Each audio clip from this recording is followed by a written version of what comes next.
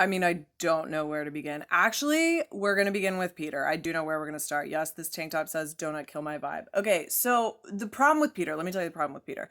He's a sleeper, aka a late bloomer. They're sleeping and then one day they like wake up and they're super hot. He doesn't know how to conduct himself as a hot person. So Alea is in his face being like, "Take me back. My character was assassinated. Let me back on the show." And he's like, in his nice guy brain, he's like, "How can I fix this? I need to like people please and make this better. Oh, I'll just let her come back." Not thinking, like, not zooming out with the actual hot guy brain if he had one to be like, this is not going to play well with the other ladies.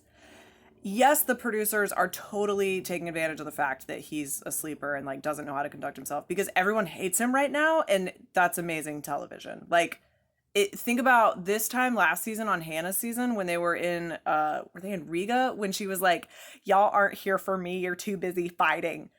That's what everyone said to Peter at the start of this cocktail party because he's like so inept. Now, Victoria Fuller.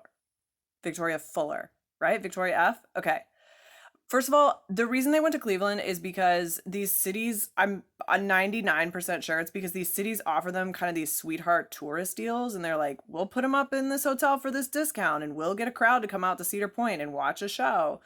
Now, I truly believe Chase Rice did not know that Victoria was going to be there, and she definitely didn't know he was going to be there. Now, here is why they say the devil works hard, but the Bachelor producers work harder. Because if you or I were on this date, we would pull Peter aside and be like, "Oh my gosh, this is so weird. I'm so sorry. I've been on some dates with that guy," which I've done some reading. It sounds like they just hooked up a couple times. Doesn't sound like they were actually like dating. Of course, Victoria made it sound like they were, but so she could have just pulled him aside and been like, "Oh my gosh, so weird, but like that's my ex." Ooh. But she was produced. That's what it means that someone has been produced. That means producers have been in her ear being like, "You've got to be honest with Peter. You've got to let him know. Are you scared about that? Have you like had to tell guys this in the past?" And that's why when she talked to him, she was like, I used to date him." And he was like, "Thank you for being vulnerable." She exposed logistics to him and he thought it was vulnerability. I have no more to say because I don't want to spend any more time on her. Other one-on-one date, Kelsey. Now, I was putting Kelsey in the same category as Victoria.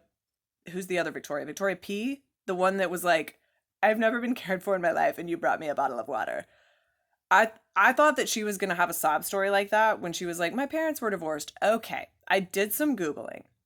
Her parents had a very nasty, very public divorce. It does not take much to find the information. And then not only was it a nasty divorce, but then her dad wrote a book and made some kind of crazy allegations about her mom. And then her mom filed a lawsuit against her dad, which only as recently as like 2014, I think. Not hard to find this information. But also like that's crazy that that much information about her life is on the internet and she's from Des Moines. And so like if if it was that public for Des Moines, I can't imagine how mortifying the whole thing must be. So I like Kelsey a little more. She was also produced. She was overproduced with Champagne Gate, as we discussed. Now, the group date.